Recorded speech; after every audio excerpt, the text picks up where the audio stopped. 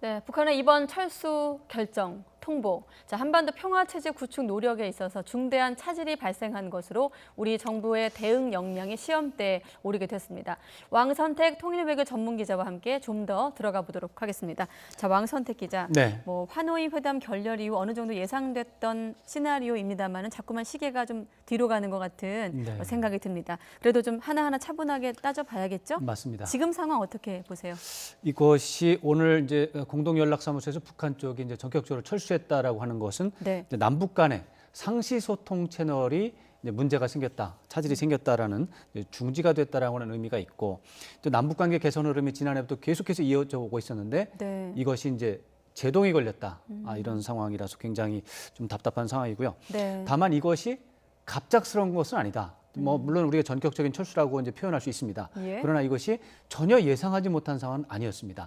2주 전, 3주 전부터 남북 공동 연락사무소에서 북측의 근무 상황이 정상적이지 않은 상황이 있었습니다. 어떤 상황이었죠? 북측의 이제 소장 대리가 이제 금요일이 되면은 이제 남쪽의 소장하고 이렇게 회의를 하기 위한 정기 회의를 하기 위해서 항상 출근을 해야 되는데 소장도 안 오고 소장 대리도 안 오는 상황이 사실 한 2, 3주 정도 지속이 된 거예요.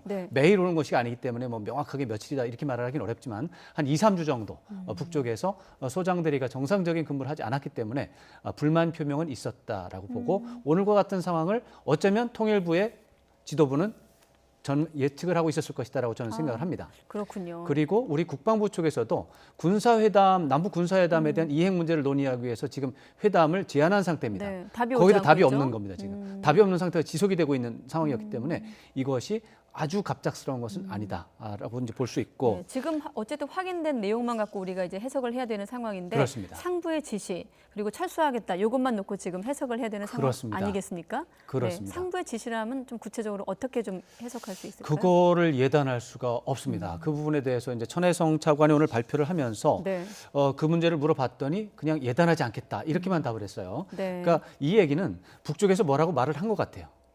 이유를 말을 했는데 그것을 천혜성 차관이 발표하지를 않은 것 같아요. 신중하게 좀 접근을 하는 거군요. 어떤 신중하게 어떤 사정이 있어서 그러는 것 같고 현재로서는 예단하지 않겠다라는 입장이고 공식적으로 확인이 안 됐는데 과거 남북 관계를 돌아보면 이럴 때 꼭 한미연합 군사훈련이 문제가 됐습니다. 그래서 한미연합 군사훈련이 지난 3월 초와 중순 사이에 이미 연합 군사훈련이 지나갔습니다.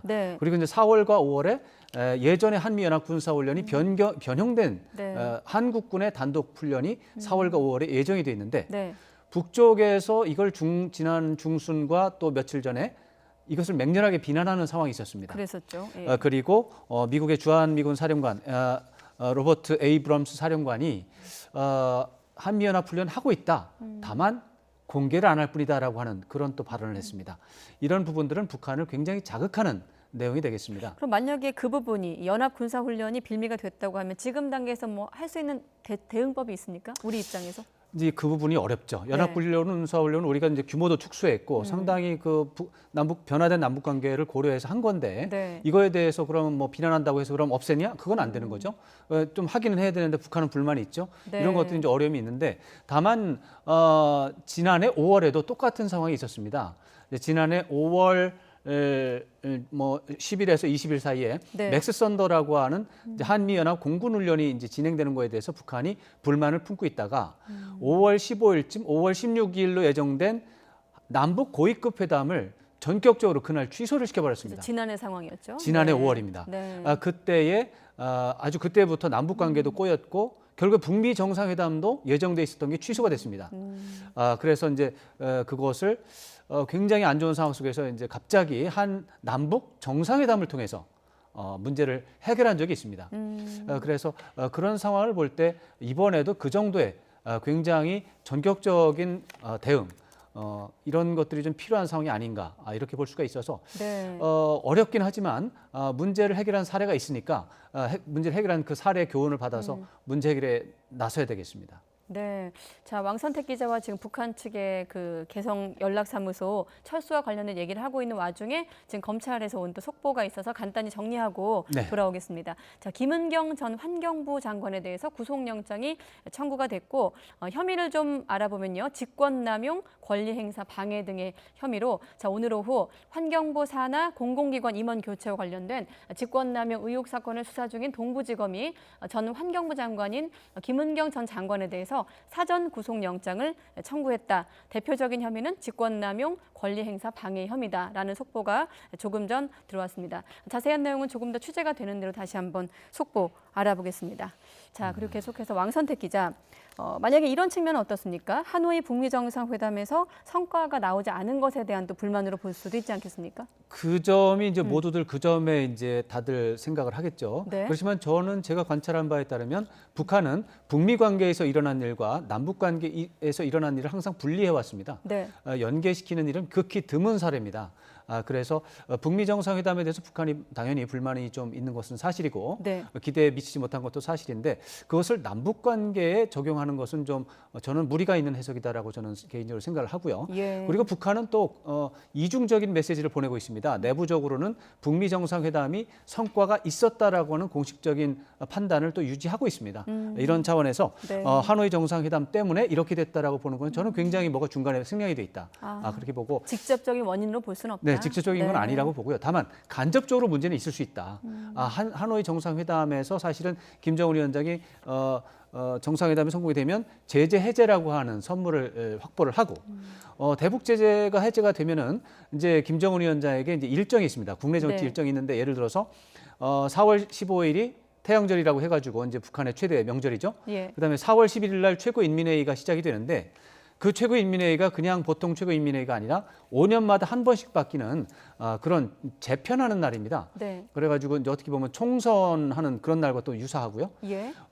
그리고 최근에 4월에 그 최고인민회의와 태양절 사이에 시진핑 중국 주석이 평양을 방문하는 문제도 유력하게 거론이 되고 있습니다. 네. 그 와중에 또 김정은 위원장은 또 모스크바를 방문해서 북러 정상회담도 하는 이런 일정이 사실은 준비돼 있었는데 네.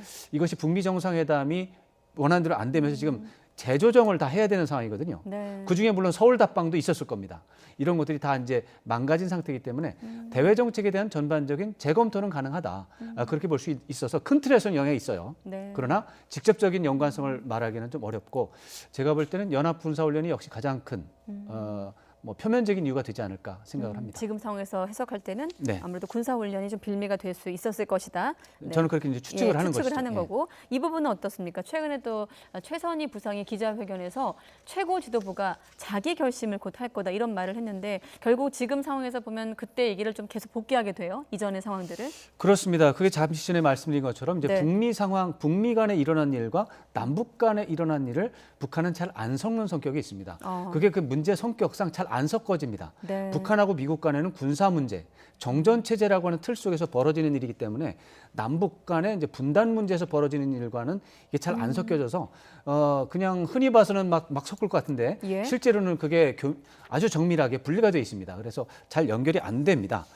다만 이제 북미 정상회담 과정에서 조금 아까 말씀드린 것처럼 대외 정책 전반을 재검토하는 과정에서 남북 관계도 휩쓸려 갈 가능성이 있습니다. 네. 그런 차원에서 간접적으로 영향을 받을 수가 있고 이제 최선희 부상의 얘기 중에는 뭐 어떻게 보면은 이제 신년사에서 김정은 위원장이 새로운 길을 갈 수도 있다라고 이미 예고를 한 상황에서 예. 하노이 정상회담에서 잘 안 된 상황에서 최선희 부상이 그런 얘기했기 때문에 혹시 그러면 이제 새로운 길을 가겠다라고 해서 큰 틀에서 방향을 바꿔버린 게 아닌가 이런 생각을 해볼 수가 있습니다. 그러면 영향을 받습니다. 네. 그런데 이제 새로운 길을 택했는지 아닌지에 대해서는 현재로서는 조금 굉장히 예단하기 어렵고 네. 그다음에 북한의 메시지는 이중적으로 계속 나오고 있고 심지어 오늘 북한의 전격적인 철수라고 하는 것도 남쪽 인원이 잔류해도 좋다라고 하는 것은 네. 굉장히 수위가 조절이 된 말입니다.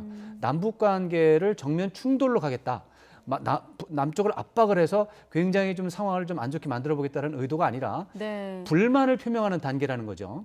2단계에서 불만 표명을 했는데 남쪽에서 대응이 없거나 자기가 원하는 어떤 결과가 나오지 않는다면 그때는 이제 정면 충돌을 할 수가 있습니다. 그런데 그 상황이 아닌 거죠. 수위 조절이 됐기 때문에 제가 볼 때는 여전히 그 전반적인 정책 재검토 과정에서 남북 관계에서 불만, 특히 한미연합 군사훈련에 대해서 남쪽 네. 정부가 좀 약속을 어긴 게 아니냐 이런 생각을 하는 것 같고, 또 이제 남북 교류 또 경제 협력이라는 차원에서 남쪽 문재인 대통령이 좀 소극적이지 않는가, 이런 데 대한 불만을 표명하는 게 아닐까라는 생각을 일단 해볼 수 불만을 있습니다. 표시하면서도 또 아까 우리 측 잔류는 상관하지 않겠다는 말에서는 조금 더 수위 조절을 한 것으로 그렇죠. 해석이 가능하다. 불만 표명까지는 괜찮은데 정면 충돌보다는 수위가 낮았기 때문에 수위가 조절이 네. 됐다 이렇게 볼 수 있습니다. 또 그렇기 때문에 우리의 지금 앞으로의 우리 정부의 대응도 좀 기민하게 움직여야 되지 않을까 맞습니다. 이런 생각이 드는데, 일단 어제까지만 해도 청와대가 남북관계 비핵화에 있어서 선순환을 좀 노력을 하겠다 이런 방침을 밝힌 상황에서 이런 오늘 통보가 온 거거든요. 네. 어떻게 대응해야 할까요?